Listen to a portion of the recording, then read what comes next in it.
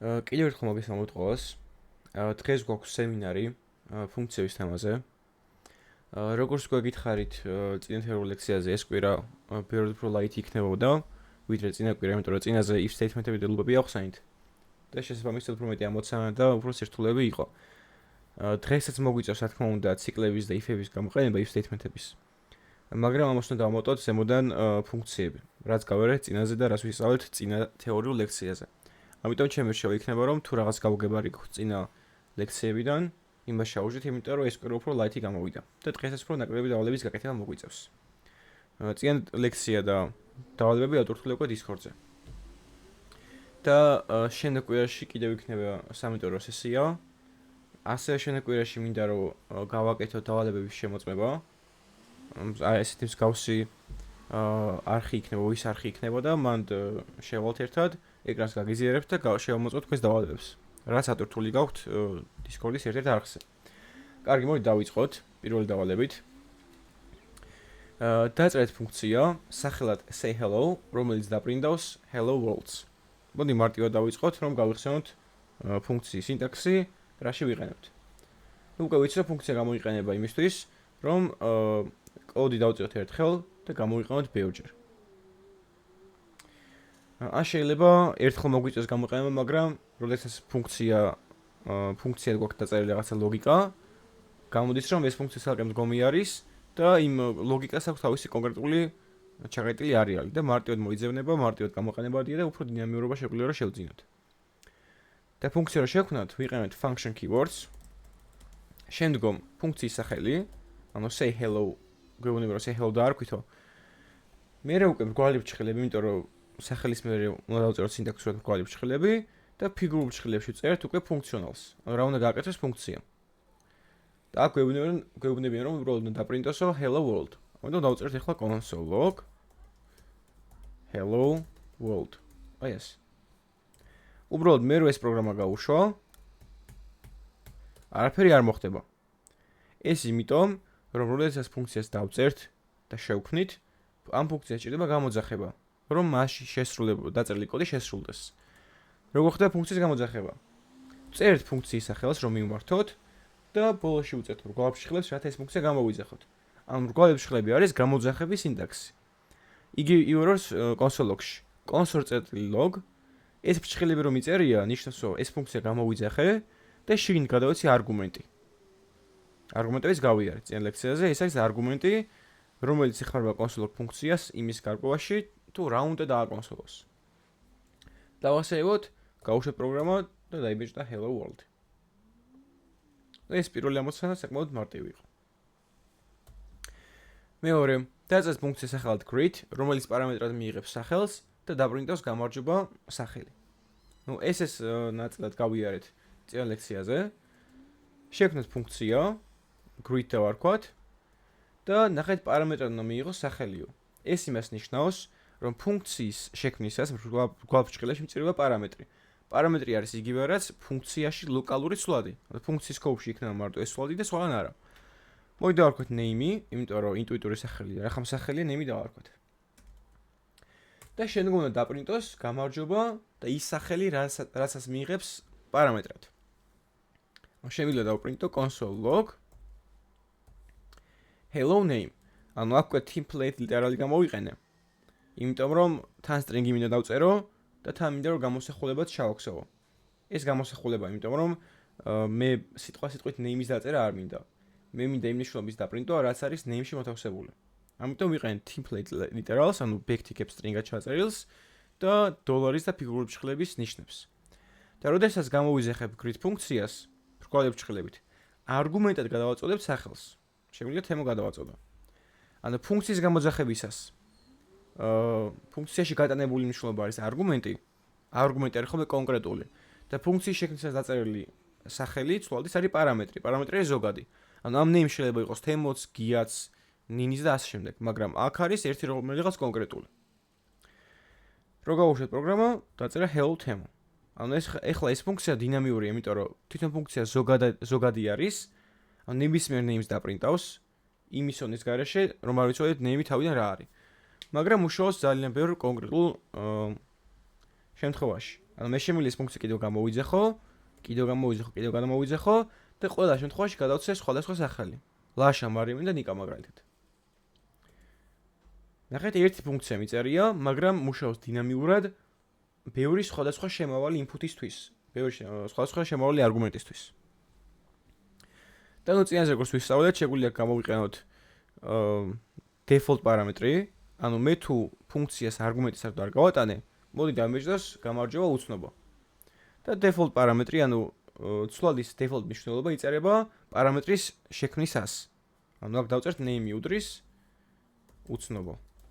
მოდი აქ რა ვიცი, გამარჯვება იყოს. გამარჯობა, ქართულად დავწეროთ. ანუ ახლა მე თუ არ გადავეცი არაფერი არგუმენტად, დამიწერს გამარჯვება უცნობო. მაგრამ როგორც კი აქ რაიმე არგუმენტს დაინახავს, თემა მაგალითად, დაივიწყებს პარამეტრის default მნიშვნელობას, default პარამეტრს და დაბეჭდავს გამარჯვება თემას. ესეც default პარამეტრის რო გავიხსენებია. გადავიდეთ მესამე ფუნქციაზე. დაწერეთ ფუნქცია, რომელიც მიიღებს ორ არგუმენტს და დააბრუნებს მათ შორის უდიდესს. და გამოიყენეთ სამივე function declaration, function expression და arrow function. ანუ რაღაცა ფუნქცია უნდა შევქმნათ. მოდი maxi დავარქვათ. და აქ რა უნდათ? დააწერეთ ფუნქცია, რომელიც მიიღებს ორ არგუმენტს. ორ პარამეტრს. ანუ ორი მნიშვნელობა უნდა მივიღოთ, ანუ ფუნქციის გამოძახებისას უნდა გადავაწყვეტოთ ორი რიცხვი, მაგალითად 5 და 6. ეს 5 და 6 შეგვიძლია შევინახოთ პარამეტრებში. მოდი იყოს x და y. და უნდა დავადგინოთ ამ x და y შორის რომელია უდიდესი. ანუ მე რო გამოვიძახებ ფუნქციას, max ფუნქციას და გადავაწყვეტებ 5 და 6. ამ ფუნქციამ უნდა დააბრუნოს 6, იმიტომ რომ 5 და 6 შორის 6-ე უდიდესი. და თუ დავკვირდით, მე ვახსენე სიტყვა დაბრუნება, ანუ return გჭირდება აქ. ფუნქციის input იქნება ეს არგუმენტები, ხოლო გამომავალი პასუხი იქნება return-ით დაბრუნებული. და ნუ როგორ შემიძლია ხა გავიგო x-ი მეტია y-ზე თუ პირიქით. შემიძლია ეგრევე ჩავწერო if statement-ების სიამბლეში. ანუ შემიძლია დავწერო, რომ თუ x-ი მეტია y-ზე, მაშინ გამოდის, რომ x-ია უდიდესი, ხო? ამიტომ ეგრევე დავარითარნებ x.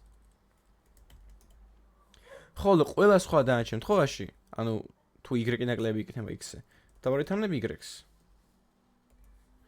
და ნუ ეხლა ეს რო გავუშვა, არაფერი არ დაკონსოლდება, იმიტომ რომ აქ რო დაბრუნდა 6-იანი, ეს 6-იანი არ დამიბეჭდავს. ანუ 6-იანი ჩაждდა ფუნქციის გამოძახების მაგივრად, მაგრამ არ ვბეჭდავ. ამიტომ ფუნქციის გამოძახებას ჩავსვავ console log-ში, რომ ეგ 6-იანი დაიბეჭდოს. აი ეს. აქ რო იყოს 3 და 1, გამოვა 3-იანი, იმიტომ რომ 3 უფრო მეტია 1-ს. ანუ 3 მეტი 1-ზე კი, ამიტომ დავაბრუნე 3-იანი. x-ი 3-ია, y-ი 1-ია ამ შემთხვევაში. ნუ თუ ორივე 3-ია, 3 დაბრუნდება. იმიტომ რომ 3 მეტია 3-ზე არის false-ი, აქ არ შევდივართ ეგრევე აქ დაბრუნება y. ანუ როცა ტოლია მნიშვნელობა, შეგვიძლია რომელიმე დავაბრუნოთ რა.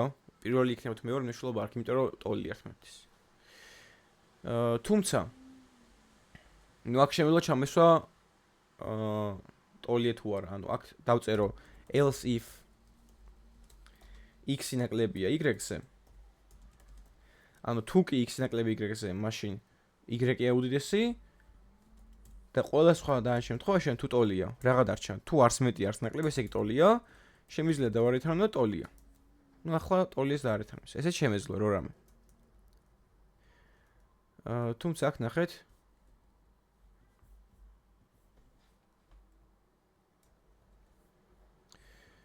ნუ უკან მე ხო ასე მეწერა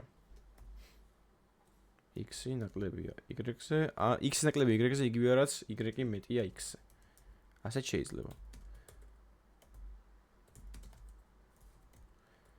და წინა ლექციას რა გითხარით? რომ როდესაც return-ი სრულდება ფუნქციაში, ფუნქცია წყვეტს მუშაობას. აღგრძელდება. ესე იგი მე შემიძლია აქ else-ი არც გამოვიყენო. და უბრალოდ აი ეს დავწერო. აი ესე რომ მეწეროს.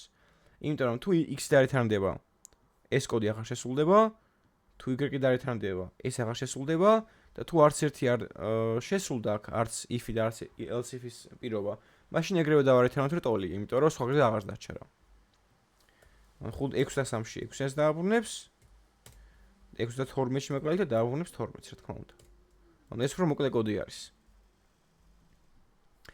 ნუ ეს ერთი ნაწილი მორჩით და მეორე ნაწილში გვეუბნებიან რომ გამოიყენეთ სამივეო function expression და arrow function. როგორც წინაზე ვთქვით, ფუნქციის შექმნის სამი გზა არსებობს.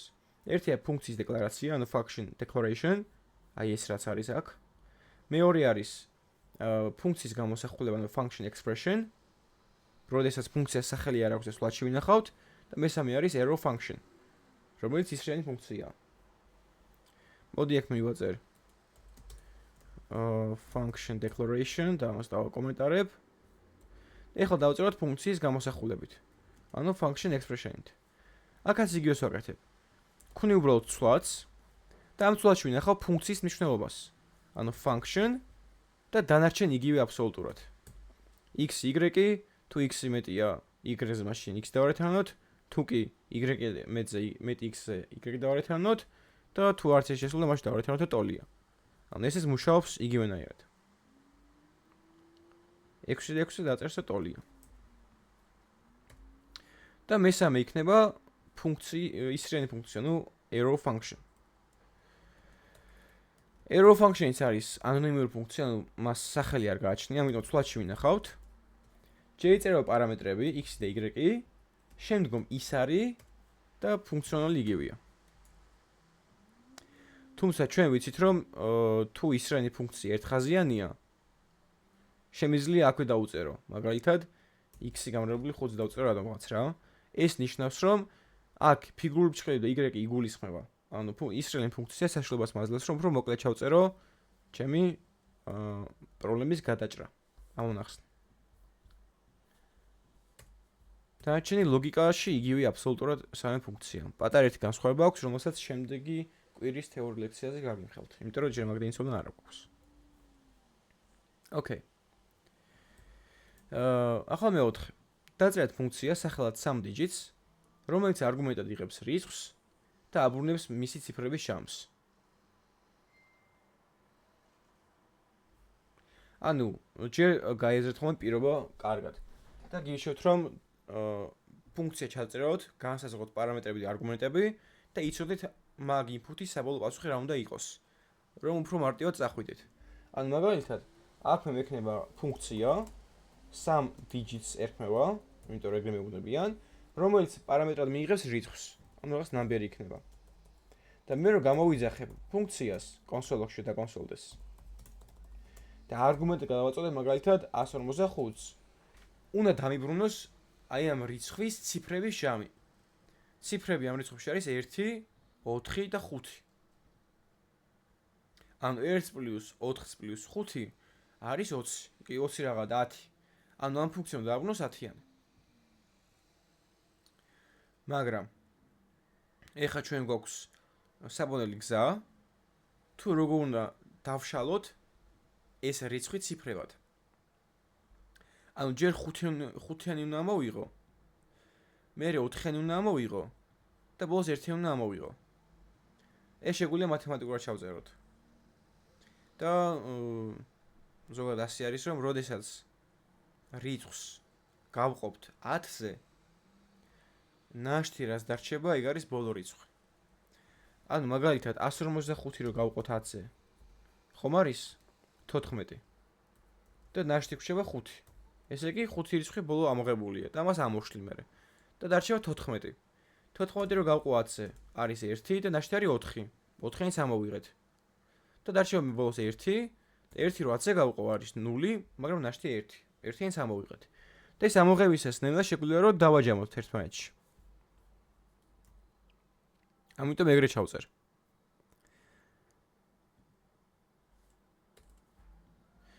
ანუ გამოდის რომ ეს 155 ნენელა ილევა. ანუ ჯერ 155, მერე 14, მერე 1 და მერე 0. ანუ პირობაც ეგეთი იქნება რომ სანამ ეს ჩვენი ნამბერი მეტი იქნება 0-ზე, ანუ სამ არ გამოილევა, მანამ დაუმატებთ და დაუმატებთ. ოღონდ სად დაუმატოთ ეგა ახლა დამატებითი პრობლემა. არაფერი არ მაქვს დასამატებელი, მარტო ნამბერი მაქვს, რომელშიც ნახებ ეს რიცხვი. ამიტომ დამატებითი ბერკეტი, ანუ რაღაც სვლადი მჭირდება, რომელშიც დავაჯამებ ნენელა. ავიღოთ რაღაც 3 დავარქვათ, რომელიც თავიდან 0-ია და ნენელა დავაჯამებ აი ამ ბოლო რიცხვებს. და ნუ წეგა როგორც თქვით, რიცხვი და ბოლო ციფრი ამოიღება მაშინ, როდესაც ამ რიცხვს გავყავთ 10-ზე ნაშთით. let digit დავარქვათ, უდრის ნამბერი გაყოფილი 10-ზე ნაშთით. დავდგები და მე აი ამ 3-ს დავუმატებ digits. digit-ი არის ჯერ 5, მე 4, მე 1, ნელ-ნელა იდევ ეს რიცხვიც და უმატებ 3-ს. ანუ ჯერ 5 დაემატება, მე 4, მე 1. და 10 გახდება. და ეს მანამ მოხდება 3 ნამბერი იქნება მეტი 0-ზე. და ბოლოს როცა ციკლი მორჩება, დავარეთანებთ, ანუ დავაბრუნებთ ჯამის მნიშვნელობას.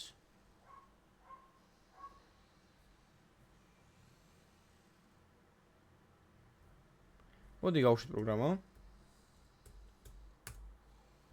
გავუშვი და არაფერი არ მომცა, მაგრამ პროგრამას არ დასრულებულა. ანუ ახლა გვაქვს უსასრულო ციკლი. მე რო while-ში დავბეჭდო in, ანუ შიგნით რო შევიდეთ, ანუ ეგ რო გავიგოთ, უსასრულო დაიბეჭდება in, ახლა scroll და არ მთავრდება. ეს ძალიან ბევრია რა. ეგ რო scroll არ მთავრდება.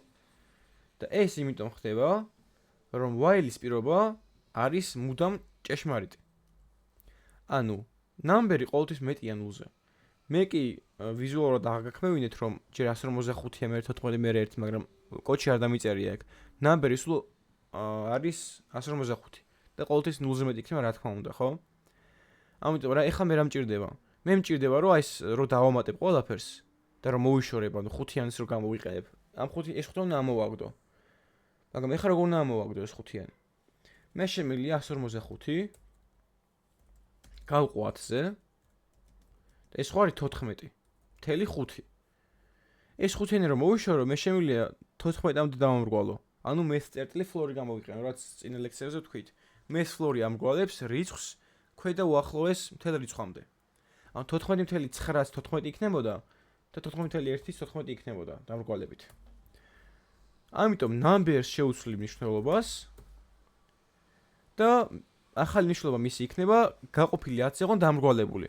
ანუ 14.5 არ უნდა იყოს, იმიტომ რომ მე 14.5 გაიყოფა 10-ზე და აი ესე უსასრულო ჩავა რა, ნუს არ ჩამოსდება არასდროს. და ნუ საბოლოო ჯამში იქამდე მე ვარ ერთიანი რო დაგვრჩება, 1 რო 10-ზე გავყოთ, არის 0.1. 0.1 მეთლში შესვა, ჩამოვქვევით 0-მდე და 0 მეტია 0-ზე იქნება უკვე false. და ახლა უკვე დაგვიბრუნებს სწორ პასუხს. აი 10 არის ამათი ჯამი. აქ რო კიდე 8 და 2 დავუმატოთ, იქნება 20. იმიტომ რომ 1 + 4 + 5 + 8 + 2 არის 20 საბოლოო ჯამში. და ნუ ეს შეგვიძლია ჩავწეროთ ეს ამოცანა. ნუ კიდე სხვა გზებიც არსებობს, მაგრამ ნუ ეს არის ერთ-ერთი გზა.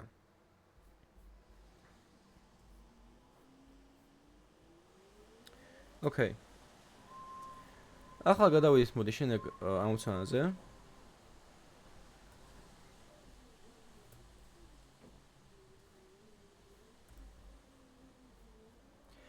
დაწერეთ ფუნქცია, რომელიც პარამეტრად მიიღებს strings და დააბრუნებს truth თუ string-ი არის პალინდრომი.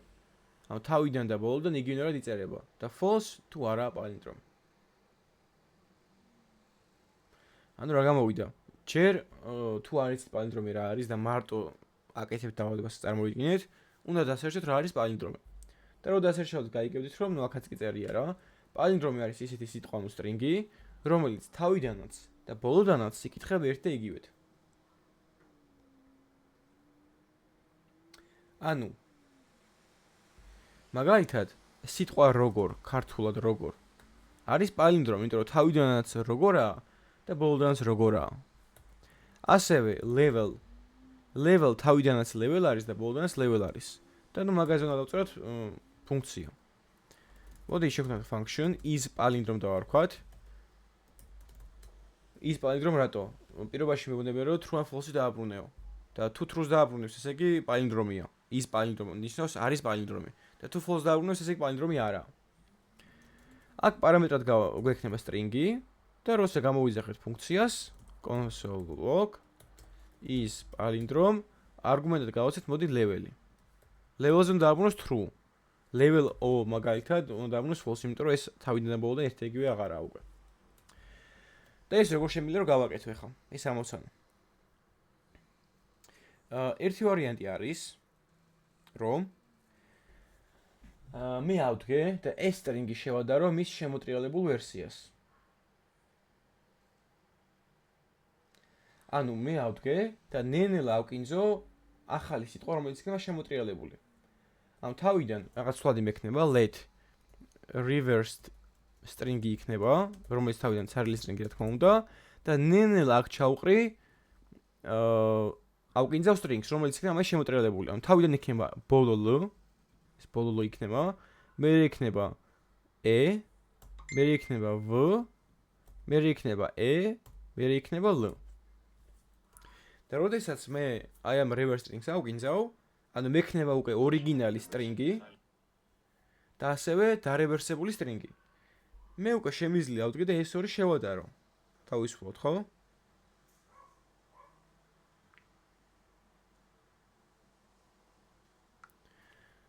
და თუ ტოლი იქნება, ესე იგი პალინდრომია. და თუ ტოლი არა, ესე იგი პალინდრომი არ არის. ახლა ამას როგორ ვაკეთებთ? რადგან არ ვიცით ჩვენ რამ ხელა string-ი იქნება, შემიძლია გამოვიყენო for ციკლი. ახლა ვისწავლეთ რაღაც პატარა ახალ მიდგომას. ლუპები კი ვიცით, მაგრამ აქამდე ციკლი ისა string-ი არ დაგულუპავს.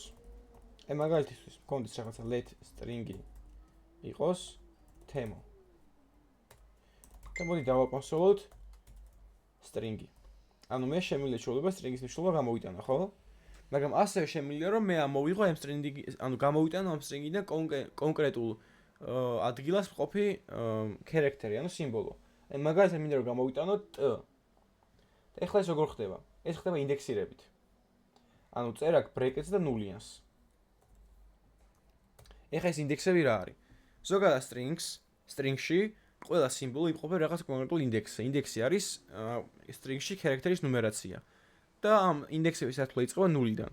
ანუ t დგას 0 ინდექსზე, e 1 ინდექსზე, m 2 ინდექსზე, o 3 ინდექსზე. ანუ მე რო აქ შევწერო 2-იანი, მეორე ინდექსზე რა დგას? 0 1 2 m დგას თურმე და m გამოვა. და მე ასე შემიძლია რომ ჯერ ამოვიღო ბოლო ელემენტი, ანუ მესამე ინდექსზე მდგომი, მე ამოვიღო მეორე ინდექსზე მდგომი, პირველზე და მენულეზე. და ნახეთ რა გამოვა? OM-ET, ანუ თემო შემოტრიალებული გამოვა და ნელა ავკინძავ. ოღონდ ეს უნდა ჩავწერო for ციკლის მეშვეობით. და შემოტრიალებული for ციკლის გავიარეთ, როგორ კეთდება. ოღონდ ნახეთ. თავიდან მე თუ მინდა რომ string-ი დავლუპო სიტყვაზე, ხო? მოდი კიდე დავკომენტარებ. მე თუ მინდა რომ ეს string-ი დავლუპო, რას გავაკეთებ? დავწერ for let i უდრის 0-ს, ინაკლებია string-ის length-ზე i++. ინდექსი რო ეხო თავიდან 0-ით იწყება, ამიტომ 0-ით ვიწყებ ის ათვლას და მივდივარ string-ის length-ამდე. ჩათვლით არა. ყოველთვის ბოლო ინდექსი ნაკლები იქნება string-ის სიგრძეზე. მე string-ის სიგრძე მაქვს 4, მაგრამ ბოლო ინდექსი 3, იმიტომ რომ ინდექსირების ათვლა იწყება 0-დან. ამიტომ აქ ნაკლებია ვწერ და არა ნაკლებიან ტოლიას. და დავაკონსოლებ string-ის იური ინდექსს. ანუ ითავიდან 0-ია, 0 ინდექსზე დგას t, მეორე 1-ია და პირველ ინდექსზე დგას e, მეორე 2-ია და მეორე ინდექსზე დგას m, ბოლოს 3-ია და 3 ინდექსზე დგას o. 4 რო გახდება 4 ნაკლები 4-ს არის false და აღარ შევა რა.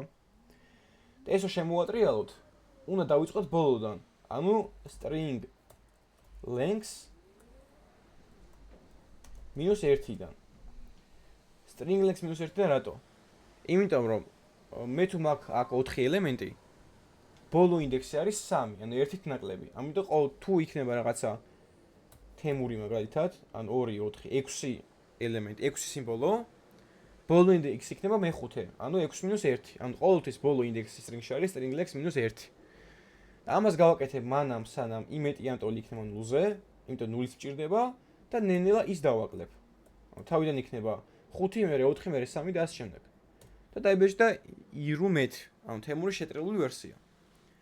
და ზუსტად ამ მიდგომას გამოვიყენებ ზევით, რომ უკინა დავლუპავ strings, რომ თითოეულ character-ზე მქონდეს უდა მოუკნიდან და ნენელა ჩავწერ reverse string-ში. ანუ let i უდრის string წერტილი length -1, იმეტიან ტოლი 0-ზე, i-. და ყველა თითოეულ string-ის iur index დაუმატებ reverse string-ში. ანუ ჯერ reverse string-ში დაიმატება l, ბოლო l, მერე e, მერე v, მერე e, მერე l. და ბოლოს უკვე ნახეთ, მოდი შემიძლია დავაკონსოლო. მოდი დავარეთანოთ reverse string-ი. აი ეს. ნუ level-ი დააბრუნე, იმიტომ რომ შემოტრიალებულიც level-ია, მაგრამ მოდი თემო დავაბრუნოთ. თემო გადავცეთ, დააბრუნებს ომეთ. ომეთი აიკინძა. და ბოლოს ერთ-ერთი რაღაც დაგვრჩა, რომ შევადაროთ ეს ორი string-ი. ანუ თუ ორიგინალი string-ი უდრის reverse strings, მაშინ დავარეთანოთ true, იმიტომ რომ ჭეშმარიტია და მართლაც პალინდრომია. და ყველა სხვა დანიშნულ შემთხვევაში დავარეთანოთ false. ანუ ჭეშმარიტი არა, თუ ტოლი არა. ეხლა დამიწერა false, იმიტომ რომ თემო პალინდრომი არა, მაგრამ level პალინდრომია, იმიტომ რომ თავიდანაც და ბოლოდანაც level იკითხება. აი, როგორ ესეც პალინდრომია.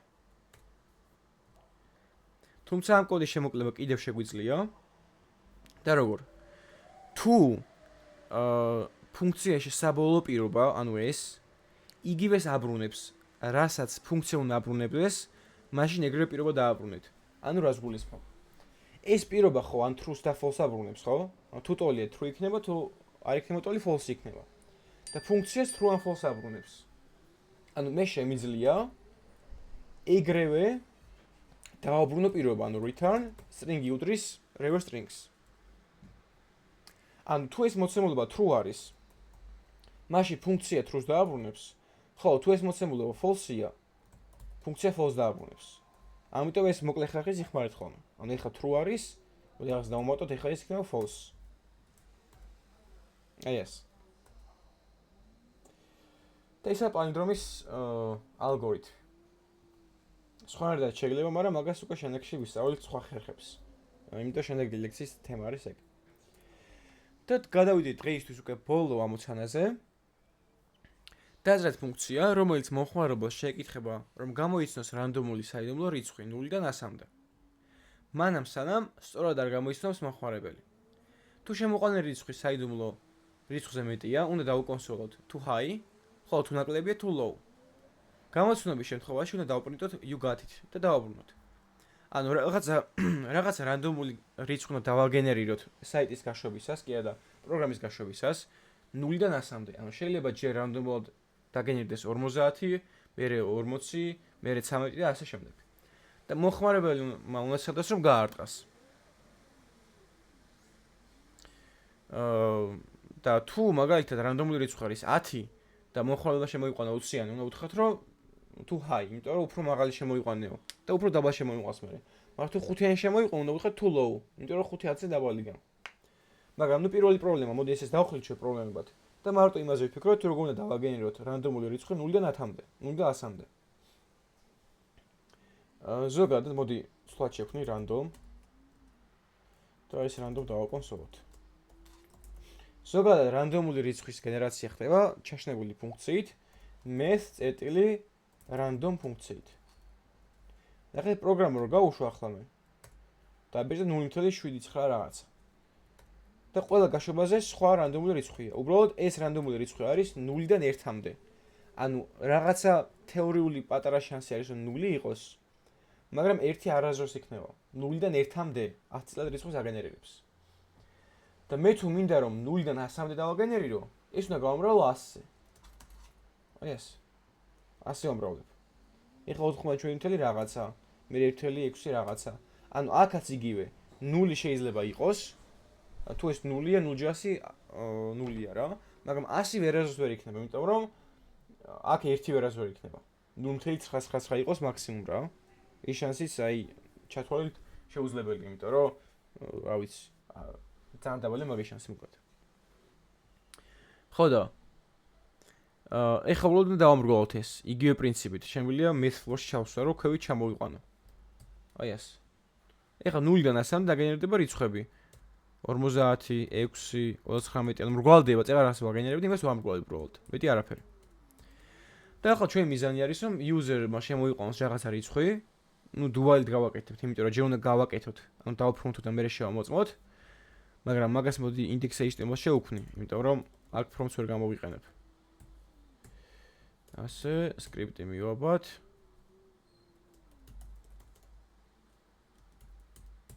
აი ეს. და გავუშვათ ჩვენი საიტი. ოკეი, და გამოვა პასუხი. კონსოლს გავხსნი ოღონდ. ბრაუზერის კონსოლს. აი ეს. ოკეი. დაახლოებით შევეკითხოთ მომხმარებელს თავისი რიცხვი. ოღონდ მაგას ვაჩვენ ახლა, თუ ეს ბევრი გავკეთებია. Let user nums და არ user-ის რიცხვს. და მე dual-ში შევეკითხები. ანუ მანამ შევეკითხები, ანუ do user name უდრის prompt enter a number, ანუ რაღაც რიცხვი შეიყვანს, მანამ შევეკითხები, სანამ არ გაარტყავს, ანუ სანამ user number-ი არ გაუტოლდება random-ს. ხო? ანუ თუ გაუტოლდება, ანუ თუ ეს არ უდრის ერთმანეთს, ანუ მაგალითად random-ი შეიძლება იყოს, მოდი random-ს დავაკონსოლებ, რომ ვიცოდეთ რომელია. შევიღოთ 10-იანი მაგალითად.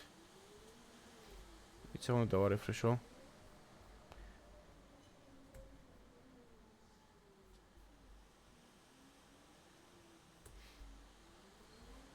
შევიყვანოთ 40.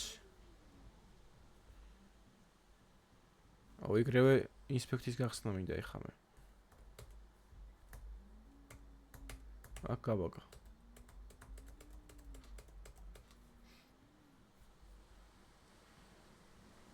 მოდი 1-დან 10-მდე ვცხოვროთ ჯერ და მე 100 დავაბრუნებ, იმიტომ რომ ძალიან ბევრი ცდა მომიწევს. და ახლა გავუშვებ. ოკეი, შევიყვანოთ 1-იანი, ვერ გავარტყი 2-იანი, 3, 4, 5, 6, 7, 8, 9, 10. რატო არ მუშაობს? Users prompt out და ამას მოვაკეთებ, სანამ user name არ უდრის random-ს. ანუ თუ ეს random-ი 3-ია და მე 3 შევიყვანე. 3 არ უდრის 3-ს არის false და აღარ შევაქ. მოდი ხა გავაგა.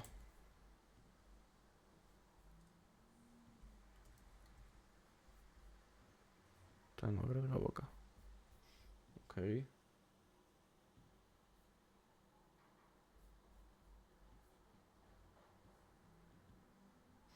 შევიყვანოთ 5 4 3 2 1 6 7 8 9 10 არ იქნება ისედაც. რა ჭირს? მოდი ეგეთ რაღაც გავაკეთეთ, რომ თუ user name უდრის ტირეს, მაშინ გაჩერდეს. ანუ break იქნას. თუ user name ტირია, გამოვარა. არა, ეხლა ეს არ ეშვება, იმიტომ რომ ეს დასევა უნდა. კარგი.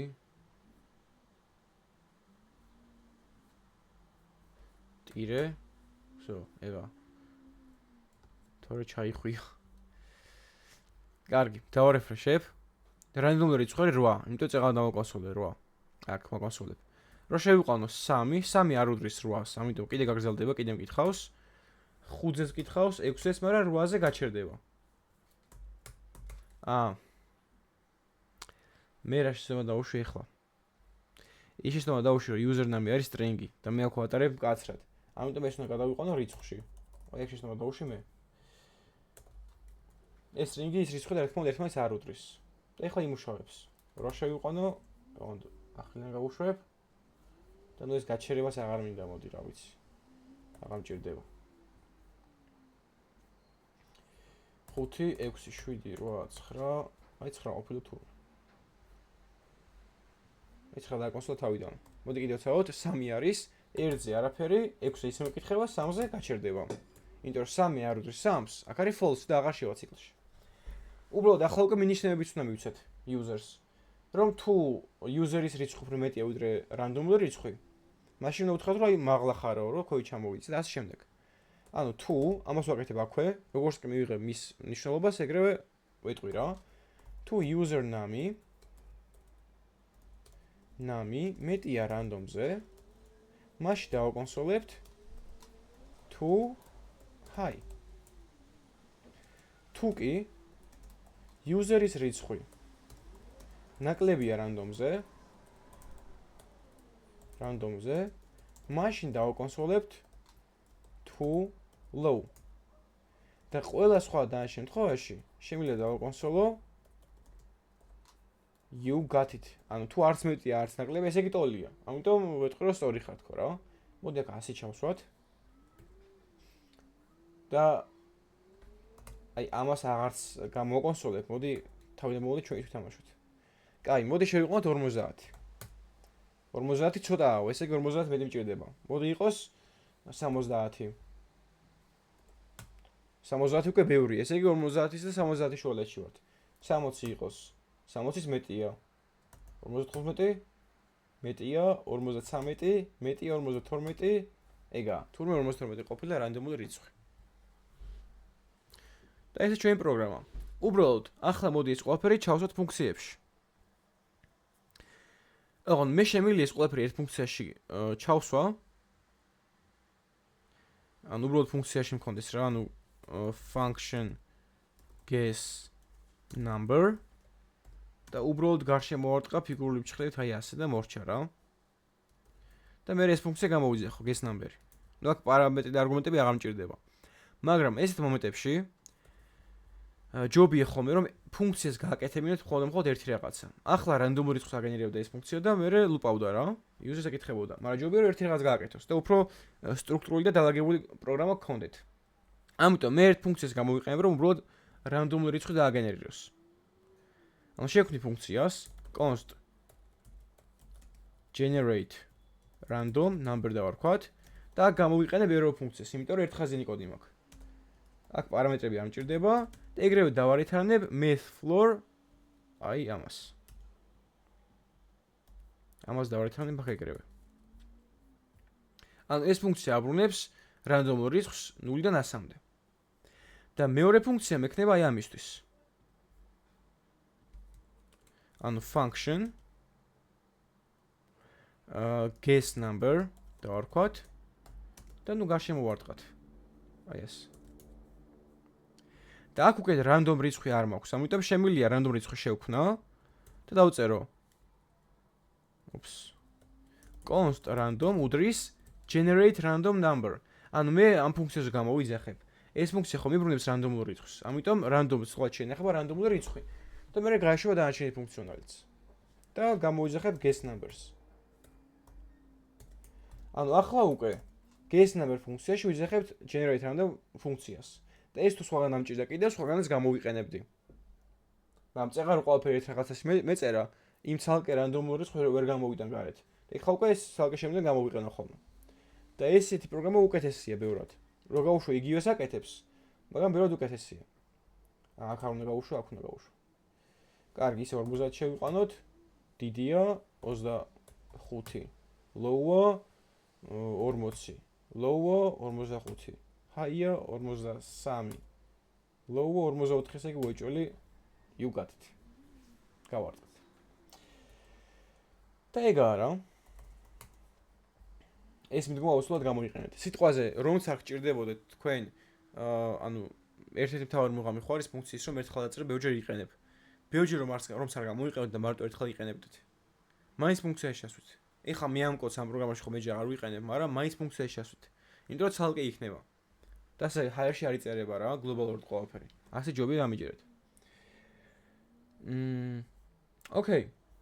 დღეისთვის სულ ეს იყო. ეს ამოცანები, თქვენც კიდევ ვივარჯიშეთ. შეგვიძლია რაღაც დამატებით რესურსებზე გაეცნოთ ხოლმე, იმიტომ რომ ლინკავ Discord-ის არხში დავალებამდე ლექციების ქვით მიწერია დამატებითი სავარჯიშოები. და რესურსებიდან მაგათ გაეცანით ხოლმე აუცილებლად.